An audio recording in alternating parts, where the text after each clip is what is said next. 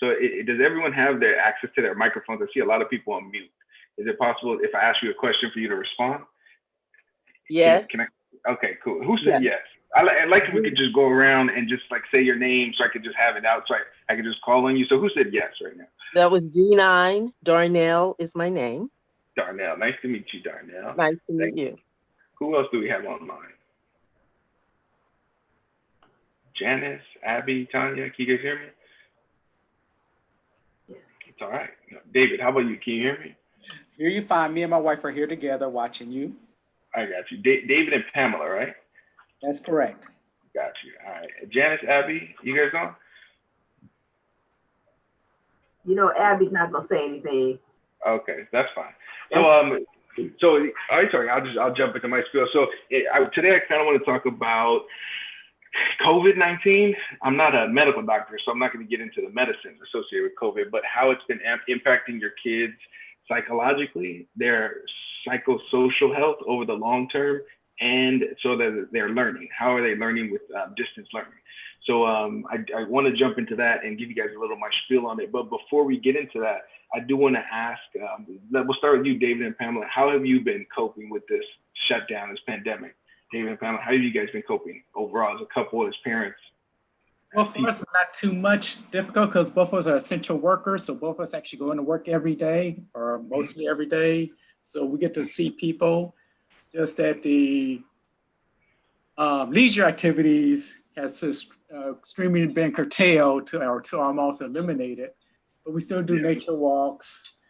We had originally planned a vacation for Hawaii, but due to their restriction, we had to set up for San Diego, which wasn't too bad actually. It was actually nice. There's a big difference. Let down. It was still nice. It was beaches. Good. All right. Good. And Pamela, how about you? How you been holding up? Like I said, we're working every day.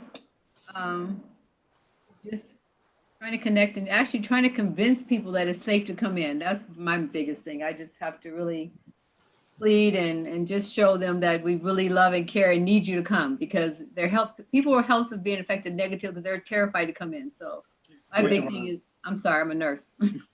It's okay. I got you. Yeah, well, thank you for that. And Darnell, how about you? How have you been holding up with this pandemic? I'm doing pretty good. I'm retired, just retired last May, and it's quiet. I love it. So, I'm doing fine with it so far. I don't listen to a lot of the news, so I don't hear a lot of the scare, except from a third party, someone telling me about it. Yeah, that's good to filter out all the negativity. Thank you for that, Darnell. Tanya, Andrea, Karen, Janice, do you guys want to just jump on, say how you've been coping, how you've been holding up? And if not, Hi. Hi, Andrea. I'm Tanya. Oh, and Tanya? I'm also a nurse as well. I haven't been working though. I actually got laid off at the beginning of this COVID stuff. Because of they wanted me to travel, and I really wasn't sure about all that, so I declined to do that. And plus, I have a child at home who was doing homeschooling. They were sent home from school, so. And actually, she just had a meltdown this morning because of her online schooling they're having to do, and she wants to go back to school because she can't get the instruction she needs, she feels. So, but I'm not ready for her to go back because we're still in one of the monitored areas. So yeah. Yeah, I don't think it makes sense for anyone to go back right now. These schools that open up, they're just going to shut down, in my opinion. I give it 2 weeks, they're going to shut down. So in terms of I'm going to lead in my next question with just an explanation of what observational learning is. There was a psychologist named Albert Bandura, and what he did, he came up with this very interesting study. It was on observational learning, how kids look at their parents and look at the adults around them to understand what is right, what's wrong, what to do, what not to do. So what he did was he got one of these Bobo dolls. These are those dolls that you just punch and hit them and they bounce off and they come back up. And he put kids in a room with this Bobo doll and with an adult. And what he did was he had the adult attack this doll for like 2 to 3 minutes. Just attack the doll, beat it up, kick it, just be really violent with the doll. And when that adult left, the kids emulated the exact same behavior, almost to 99%. Every kid that saw adult acting aggressive did the exact same thing with the doll. On the counter side of that, the Albert Bandura came with this flip side of the experiment and had adults play calmly and sort of interact with the doll on a different way, a calm way, sort of caring, compassionate way. Much to his surprise, the kids did the exact same thing when the adults left the room. They were kind, they weren't hitting the dolls. So Albert Bandura came with the idea that we kids observe their parents and they understand what is right and what is wrong, and what is okay and what is not okay. So what's important to know from my little spiel there is your kids are looking at you to see how to respond to stress. Your kids are looking at you to see how to respond to this crisis. And I guess I want to ask, we'll start with David and Pamela. Have you noticed, or have you noticed your kids observing your responses to the stress, and how are they responding to this pandemic? So David and Pamela, how are your kids responding to the stress, and are you noticing them observing you? So, we don't have any little kids. Our kids are grown, so. Okay. Yeah. I got you. Okay. Darnell, how about, do you have kids? Okay. Darnell has no small children. I have grandchildren. And my grandson, who's here in my house, he appears to be doing okay with the virtual school. Gotcha. I don't know. He's not complaining. So he appears to be doing well. I have a grandson that's not in the house, but he's also appears to be doing well. Okay, good. Yeah, good. A lot of them just like, they're happy school's over. Well, not, they don't have to go to school. Some aren't so happy. Tanya, do you have young kids or even teenage kids? She's 13. Yeah. How's she responding? That she can sleep in, of course. Yeah. And I think for the most part, she's okay with the online schooling. It was just today, because I did have her pre-algebra class. Well, she's dealing with a bunch of things right now. She's not going to the school that she was going to, that she's gone to all of her life for the most part. So we had to switch schools because I'm not working. She was going to a private school. Now she's going to a public school. So the teachers are unfamiliar. And then I did have her switch from the pre-algebra class to the algebra class, and just having to deal with that. Yeah. That's it's really I really feel bad for kids who have had to go through this transition. Their life literally being disrupted in the middle of their education. And I just want to open the floor. Does anybody else want to jump in? I don't know who's on, who's off. Does anybody else want to jump in about their kids, how their kids are coping to the stress? Well, I'll share. I'm Andrea, and my son just started his school year. He's a sophomore in college, and he's actually at home. He went to school to get his books, and I guess there is a back order in his books. And it was kind of surreal for him to see the empty campus. But he is an old soul. He's actually okay with being online. He was one of the first ones to come home, I guess, toward the end of his last semester. But I'm working from home as well. And so we've been, I guess, adjusting to the new normal. But, this is a big semester for him. It's a lot of classes, and I think that he's doing okay. Yeah, good. Thank you for that feedback. Thank you for that sort of describing what he's going through. Jewett, Desiree, anybody else want to jump in before I? I'm Jewett. My name was under my daughter's name, Corinne, because she messed with my phone. I don't know how to get that permanently changed. So I'm Corinne. I was Corinne earlier. So Corinne, my daughter's in Ohio. She graduated from college, and my other daughter is in her last year of vet school. And my son, DJ, he's at home. He's 15 and a half. He's a sophomore in high school, and he loves it. I think he's like my dad, old soul.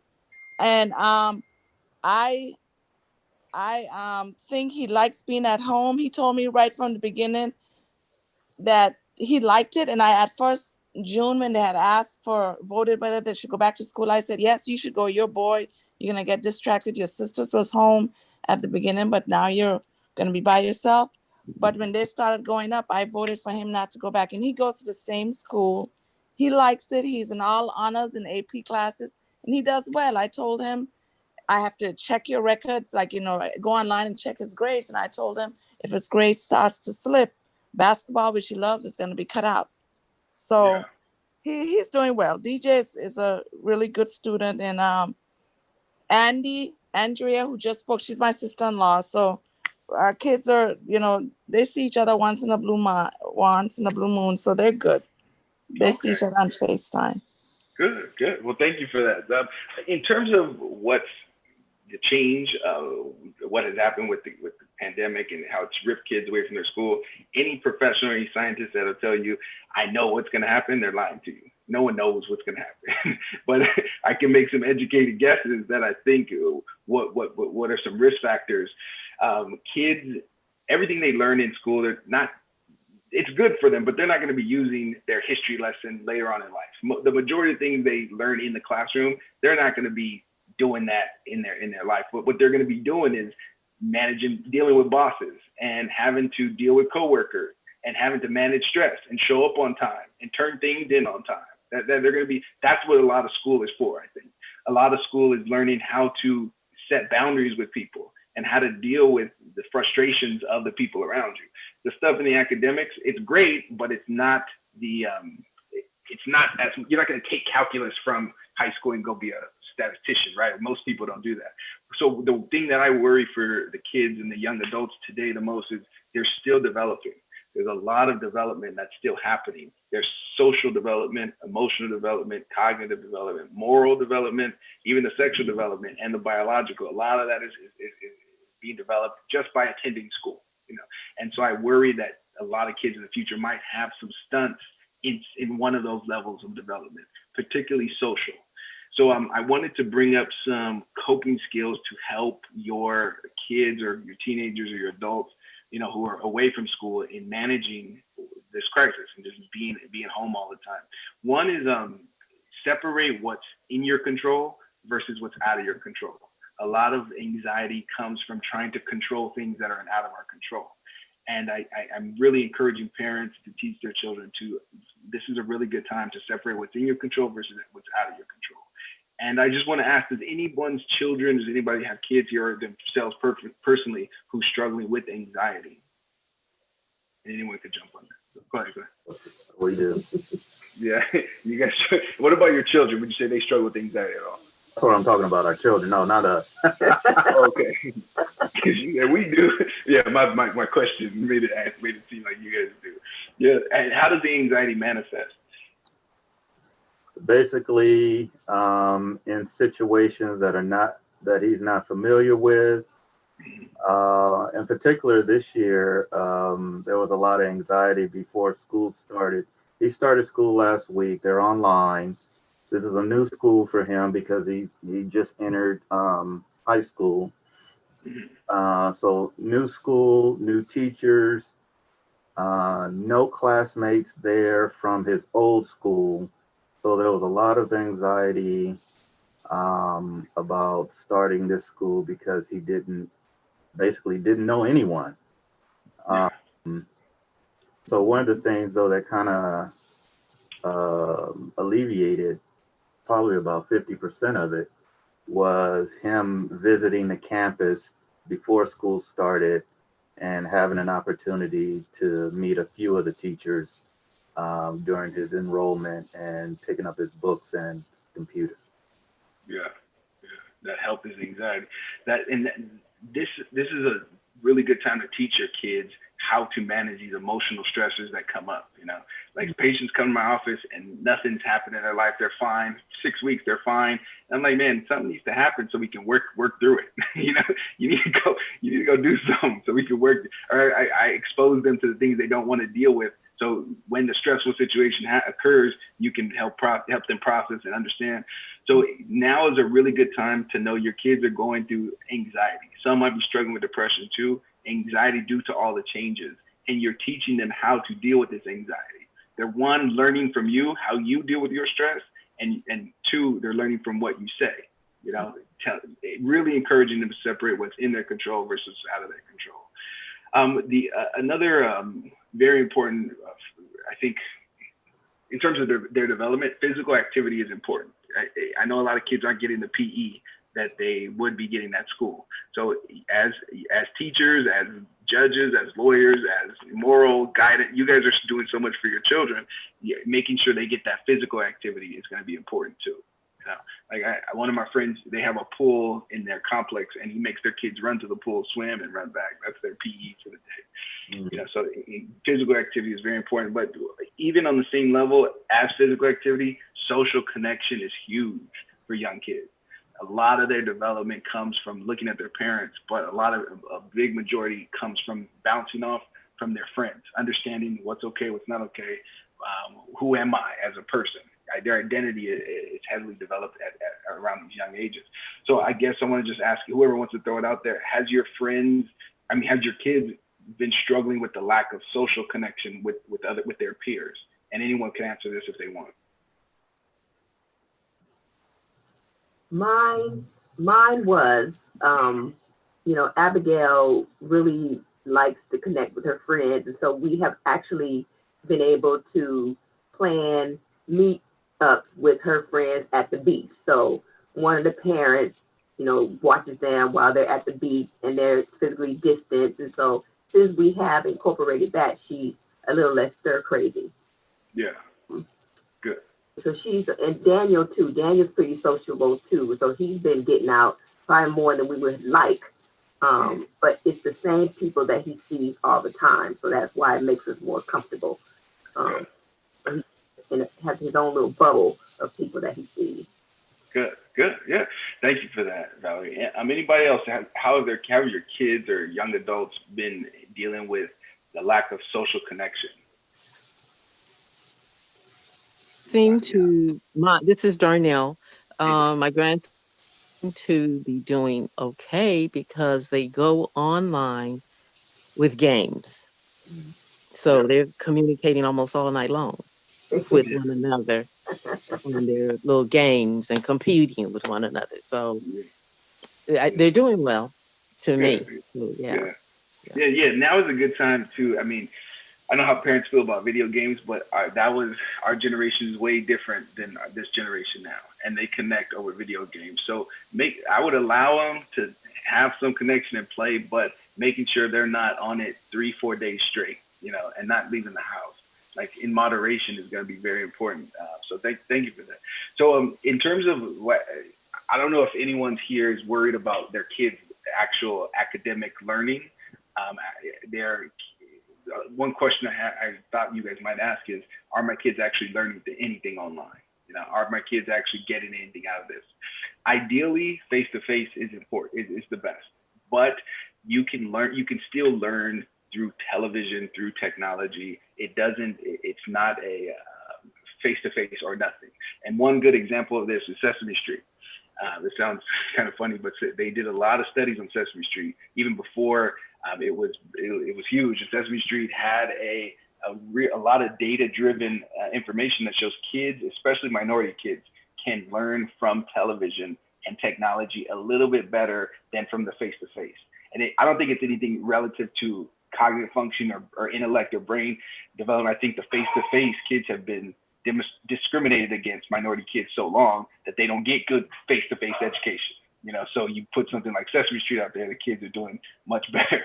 So I do think your kids can do very well academically and learn from what's being put on their iPads or their computers from their teachers. But the risk is motivation has to come internal. It has to come from within, from your kids now, because teachers can't control them through the screen.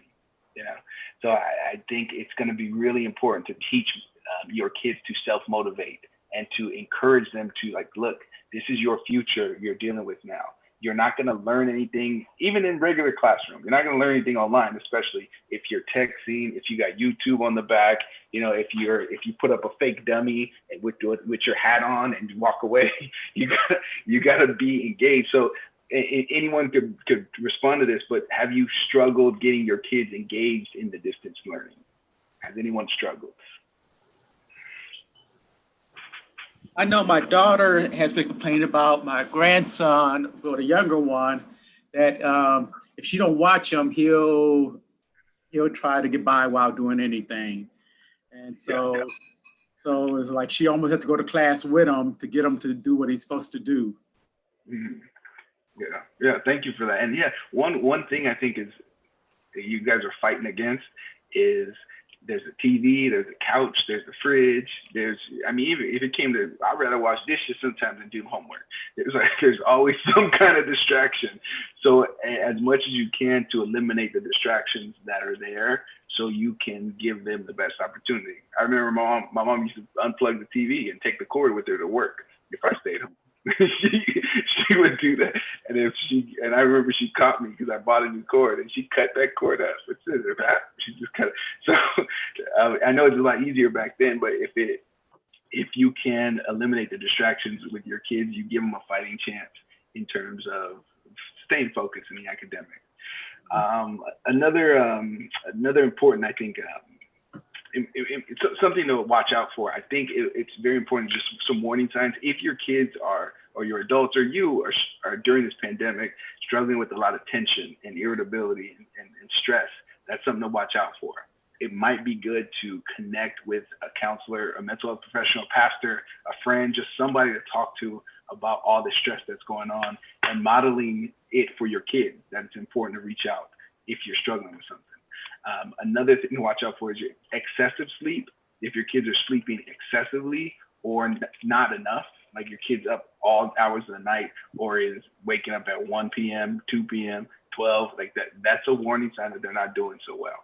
So encouraging those healthy sleep patterns along with healthy eating patterns. Kids at home, they want the Cheetos, they want the candy, they want the ice cream. So until they go back to school, it's going to be important you kind of monitor what's in the fridge. And not just put a bunch of junk in there, because they're always going to go to the junk as opposed to warming up, last night's dinner or making a sandwich. So those are some important factors. I know you're playing many roles with your kids. Whoever's listening to this, you're playing many roles with your kids. So making sure you don't lose the parent role. Your parent, your teacher, your coach, your friend, essentially, but parent role comes first. And I would rather the teacher role get dismissed and you still maintain your parent-child relationship.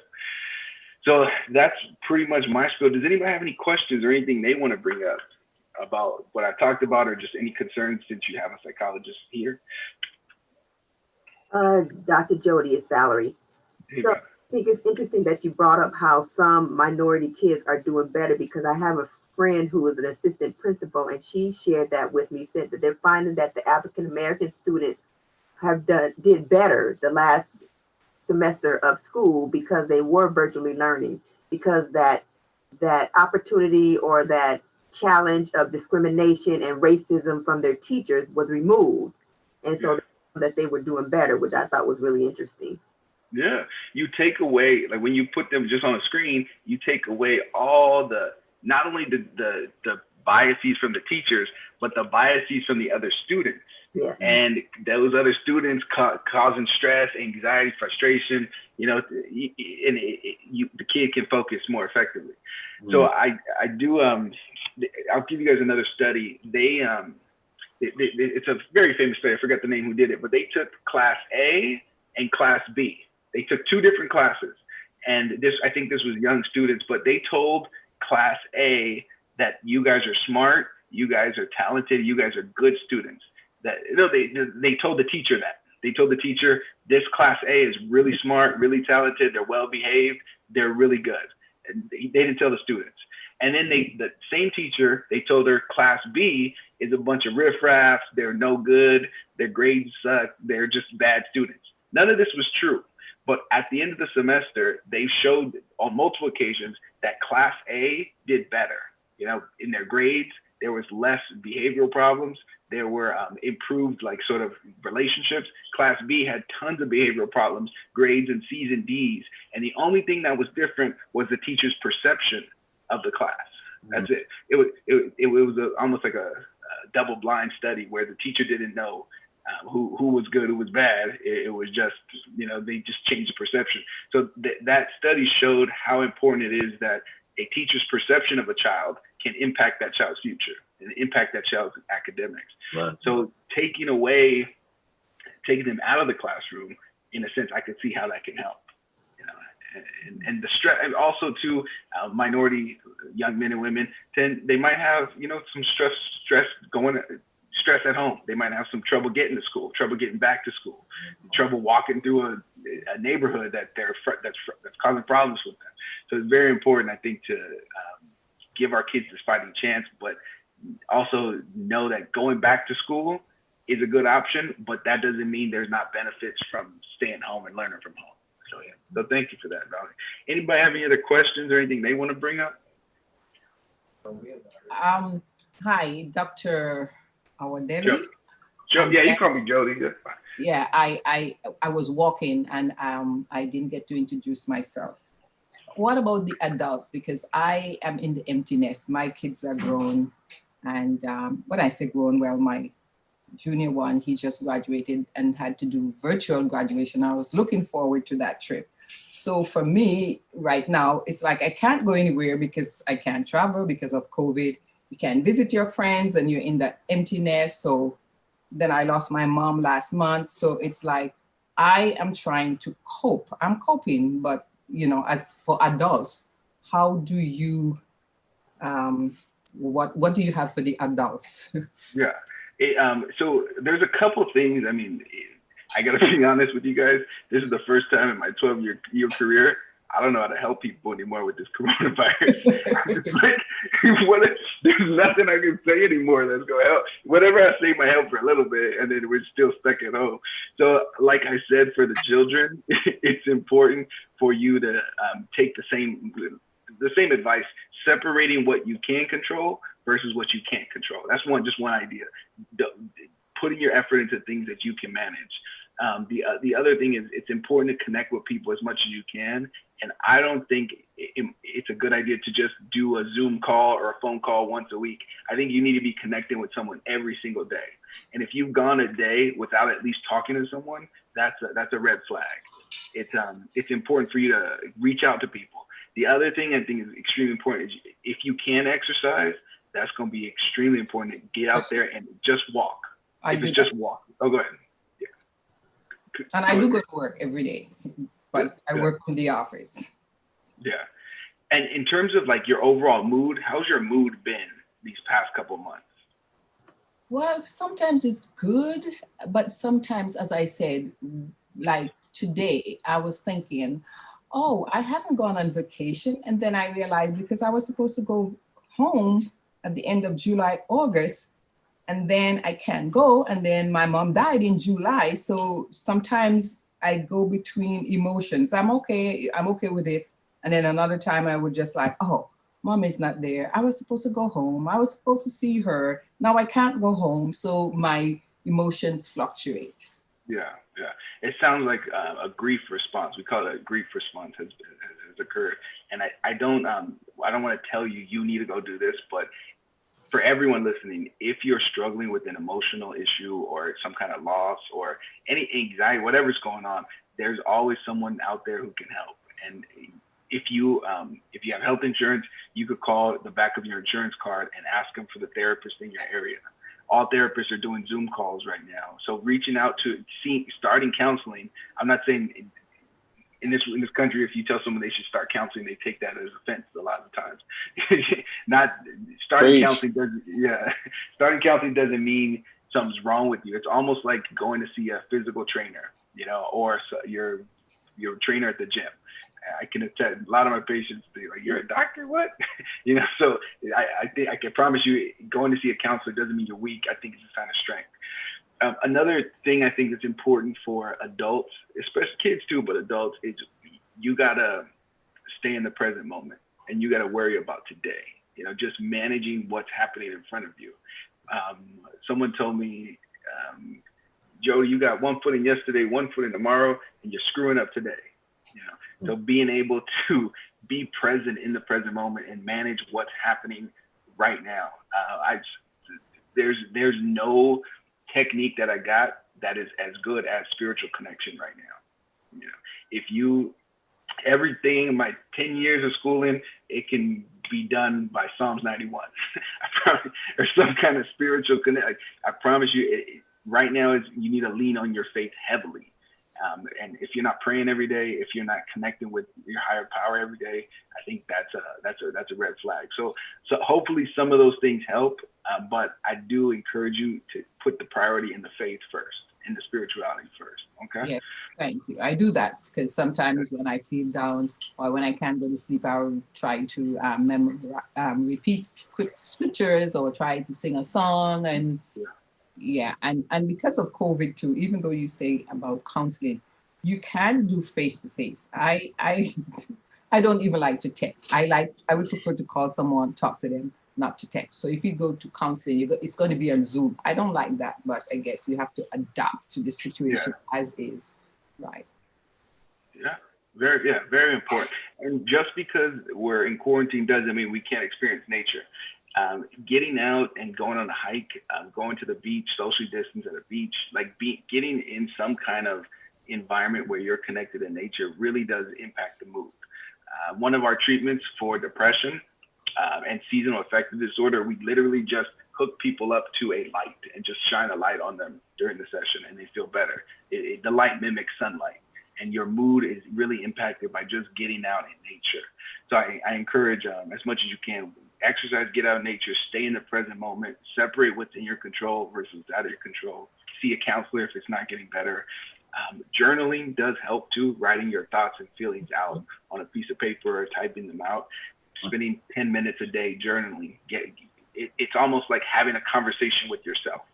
So that journal what you're afraid of, journal what you're worried about, journal what you're happy for. Those are all. So the other thing is, this isn't a to do this. This is a more watch out for this. A lot of my patients have been drinking a little bit more. So if you're having an extra cocktail, at dinner, if you're, drinking a little, watch out for that. Watch out for any substance use, because right now a lot of people are relapsing, I call it. And if you're at home all day, the stress is there. It's easier just to take a beer from the fridge and just wash the stress away. So watch out for that, any substance use. Okay. So hopefully that helps. Does anyone else have any questions or anything they want to bring up? I have one question which really that perplexed me, because you hear the news that people who don't wear masks, they go in some stores, they get assaulted. And other people who, if you do wear a mask, they'll do the same thing. They'll say, you're a sheep or a lamb. And so what causes those people to have, we have two people do two exact same thing, but have the same exact response? Yeah, this is, sorry, I'm gonna access my social psychology. There's something called the Dunning-Kruger effect. And if you can everyone see my screen? No. No? Okay, never mind. Well, the Dunning-Kruger effect is the idea that people with high confidence, people with low wisdom tend to have really high confidence. The less knowledge you have, the less information you have, the higher your confidence is on any subject. And so as your knowledge increases, your confidence drops because you start to realize, holy moly, and there's a lot I don't know. So the higher your knowledge, the lower your confidence gets, until you get to a point where your knowledge is so great that your confidence increases again, where you're like Einstein, or Dr. King, so much that you can be confident again. So these people in the stores, I think their confidence is reacting on their lack of knowledge. They are acting out of complete confidence and impulse. And so after doing this for about 12 years, one conclusion I come to is an individual is smart, a group of people are dumb. So we're dealing with mob mentality, groupthink. We're dealing with group polarization. We're dealing with a lot of just dummies out there who have high confidence, low knowledge, and are acting on impulse and fear. And fear of I'm being a lamb, or fear I'm going to get sick.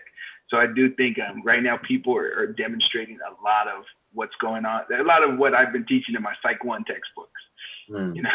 So I really encourage you to do whatever makes you feel safe. If it's not wear a mask and that makes you feel safe, I understand. If it is wearing a mask, makes you feel safe, not worrying about what other people, how they're going to respond, but what is in my control to make myself feel safe. So I don't know, I went on a rant there, but did that kind of answer your question? Whoever answered that, whoever asked that. Yes, you did. Okay, yeah. The general idea is people are down. sorry to put people, like individuals, like groups of people are down. Not too smart. So being I encourage as much as you guys can to also filter out all the negativity that's in the media today. There, just another black man got shot in Wisconsin, and it seems like that's going to just keep happening. And there's the election is coming up. Trump is out there talking his madness, and people are just, it's really toxic right now. So be able to filter out what's healthy for your psyche and what's going to cause more stress. Watching coronavirus news every day, all the time, it's not good for you. Watching the news every day, all the time is not good for you. So consider your brain almost like a canvas. Whatever you put in there is going to paint the picture. So has anybody else have any thoughts or any concerns or anything they want to bring up? No? Something that you said about our kids' behavior, if they're staying up late, then they're not okay. Yeah. So how do you address that with them, or what should we do to kind of get to the cause or to help? So a behavioral approach to this, I think, is better than like, oh my gosh, let's express it. There's some childhood issues. Like, I think let's set a limit to, you got to be in bed by, no later than 11. And if you are up after this certain time, there's going to be consequences to it. Kind of you setting the boundaries for them, because a kid naturally is going to want to stay up and be on his phone and be on the iPad. So you setting the boundaries, I would encourage parents to take away the technology around 10:30, 11. I don't think necessarily they're up and something's psychologically wrong. I think when they're up and they're not sleeping so well, the body loves routine. The body loves having sleep and feeling rested. And so if they're not doing that, they're damaging their body. And in turn, the body's going to react and their mind can have some malfunctions there. So I would encourage you, if you find your kids excessively sleeping, talk to them. Say, hey, what's going on? How's your mood? Are you okay? Do you want to talk about anything? If you see them not sleeping enough, check in on them. You might have to set an alarm and go knock on the door and talk to them. If your kids give you a lot of pushback, it's okay. But know that they're in your house and you have the right to find out what's going on with them. Don't give them too much space right now. Right now, you need to be invested in their lives. So it could be academic trouble that they're going through. There could be, isolation, could be depression. Changes in sleep have a lot to do with depression and anxiety. So monitoring that and asking them on a basic level, how are you feeling today? 0 to 10. 10 is really good. 0 is really bad. Giving them a little brief snippet and you get an idea. They might say, I'm a 1, I'm 2, I'm 5, I'm 10. So that's a really easy way of getting connection with their emotional functioning, okay? Mm-hmm. All right, good. Any other thoughts? Anybody else, any other questions? I know we got like 15 minutes left. I'd just like to chime in one thing. One of the things you said today came up in another one of the talks that we had, and that was journaling. Yeah. So I've been inconsistent with that, but as of late, I've tried to do it more consistently. And I had one thing in particular, I noticed how I got a really good response, or I had a positive feedback within myself, I would say, because I was really angry about a situation and I knew that it wouldn't have done anyone any good to talk to the individual about it at that time based upon my mindset.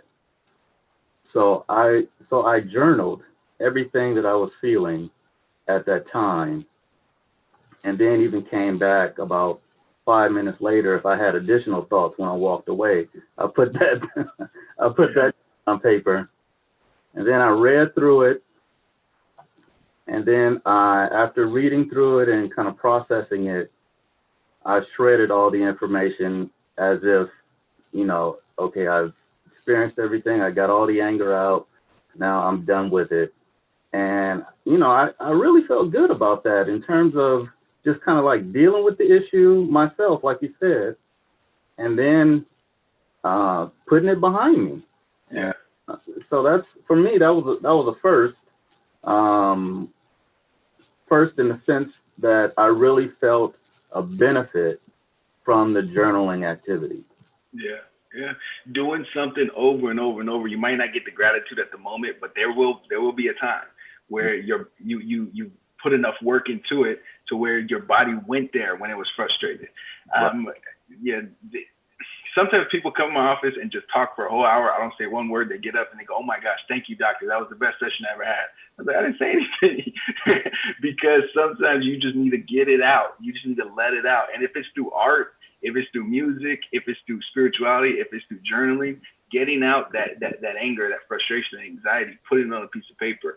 What it did to Keith is it separated your action from your emotion. I mean, your emotion from your action. You didn't go act on your feelings. You took a break and just processed your feelings, and it felt better. And then you can act and address that situation emotion free.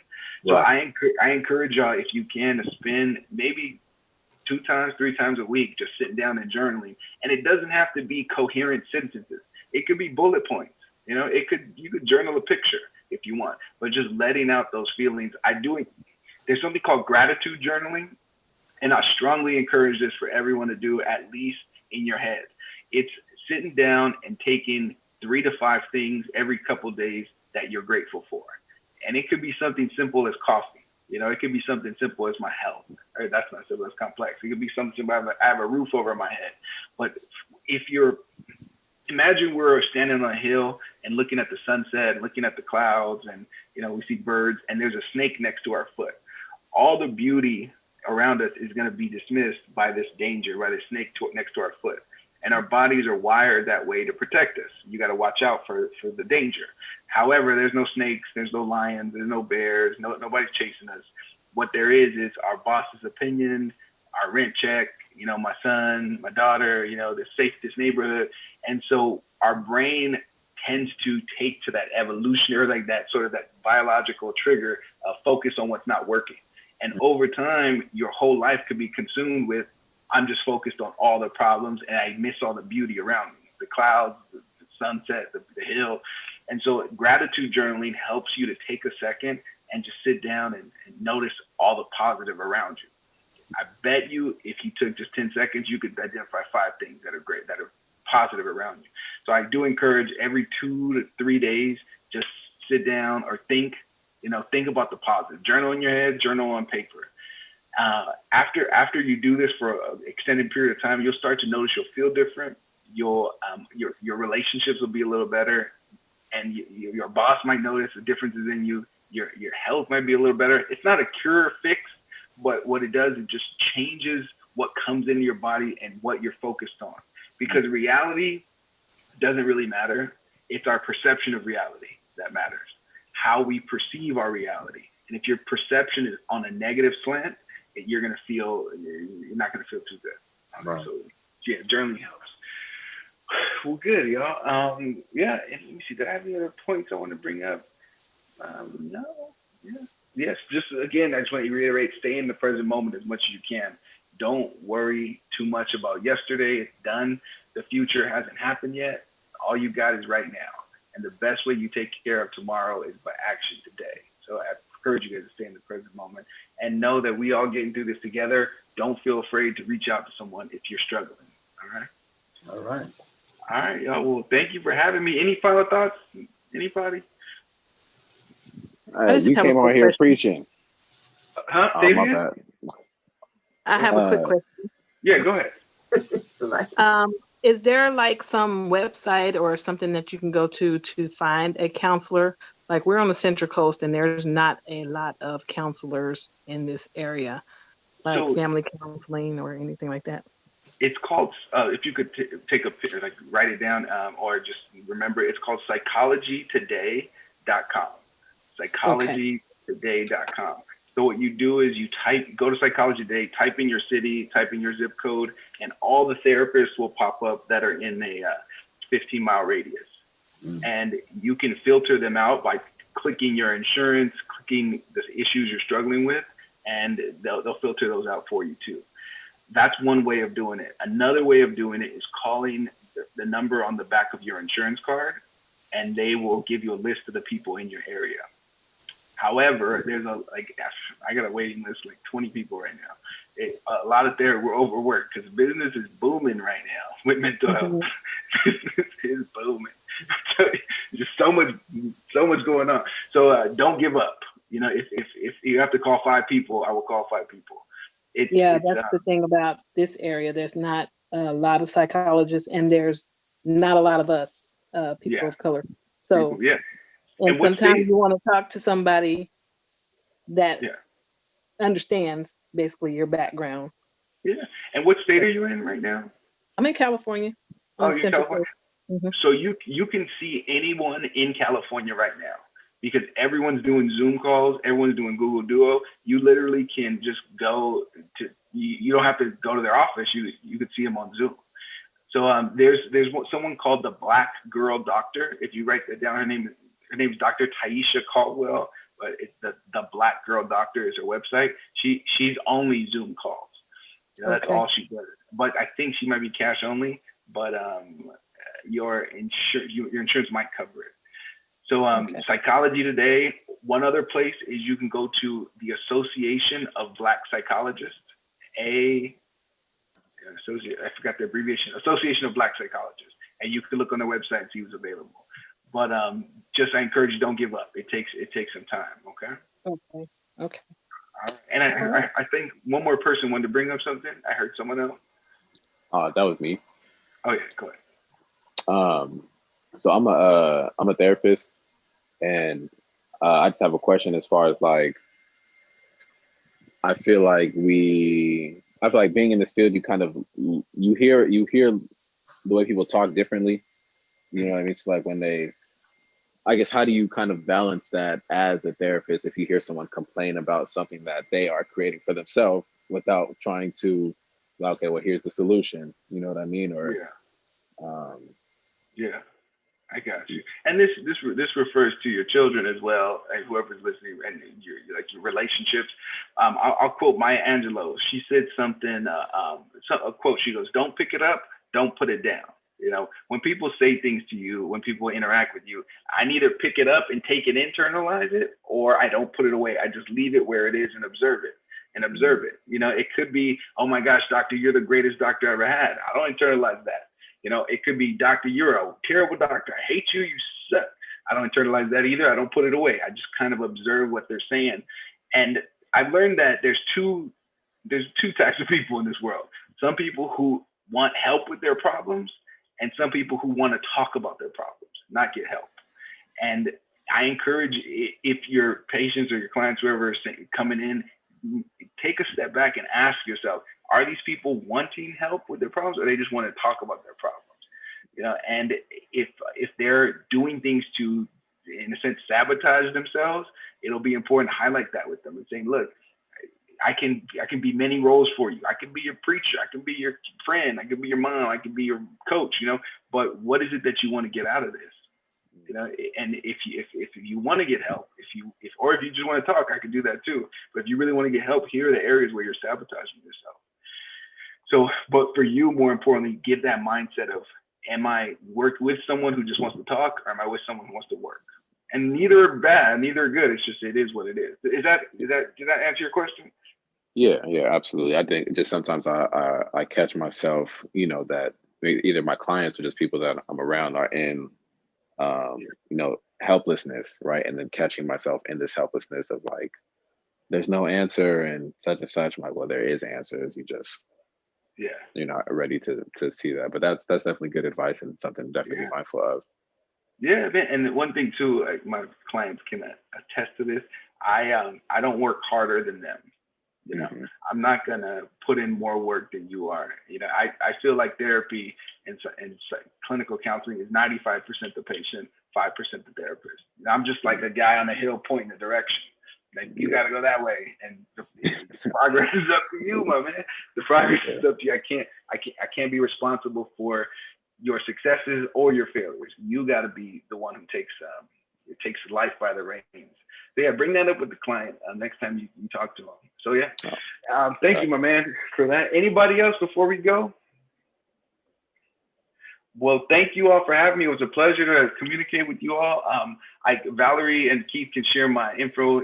Feel free to give my email if you guys need any other support. But thank you for having me. I really appreciate it. Thank you for coming. Thank you. Thank you. You're very welcome, you guys. Thank you for the back and forth too. I don't like to lecture for a whole hour. I don't like all right, you guys. Take care. Have a wonderful rest of the night. Okay. Well, good night. Bye-bye. Bye-bye. Bye, you guys.